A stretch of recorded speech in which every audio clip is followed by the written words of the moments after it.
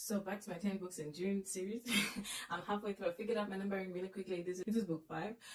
Urban Apologetics, Chaos and Cultural Ideologies. Honestly, I have no idea why I picked up this book. When I was going through it, I'm like, what in the world made me pick up this book? Because it's not a typical book for me, honestly. And anyways, like the title says, it's about cults. It's talking about cults and cultural ideologies, basically, by Dr. Eric Mason. And for each topic or each cult, he has like a specialist or somebody that's more familiar or whatever, an expert basically in that particular area, who writes about it, and then there's just commentary a bit by Eric Mason in it.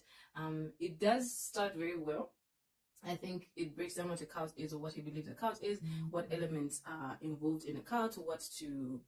Oops, power is gone. Okay, back with the changeable lights because yeah, we stay ready. We're used to this load shedding stuff.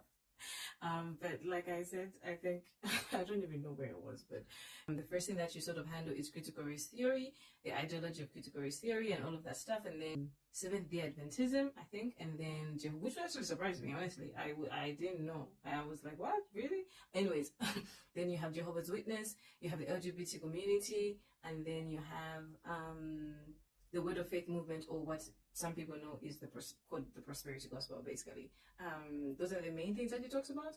And for each of those groups that he considers cults, he highlights what about them he believes is cultish, or what qualifies them to be cults, and their belief system. And then he kind of counters it with what is the Christian view, and how that is opposing the Christian view, and hence categorizing them as cults.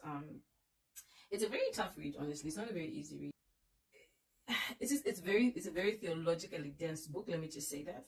And if you're not ready for that, I think it'll be quite a lot. You have to take it slowly, but it's easy to follow enough. Surprisingly, it's easy to follow the thought pattern. I just think it's a lot, but it's worth it. I think even if you do belong to any of these groups, I do think it's a worthwhile read, because I do think that if you're afraid to have your faith challenged, then maybe it's not so solid. But that's just me. But if you know people in these groups, I would just say read it. I guess just see for yourself, and if you don't agree, just toss it away, right? And if you do, then I guess change is made. He also talks about deconstruction, actually, and how deconstruction can be good and bad for a Christian, and that it is also necessary in that sense. And then also tackles how now to help people get out of these cults, and how to pray for them, and how to love them.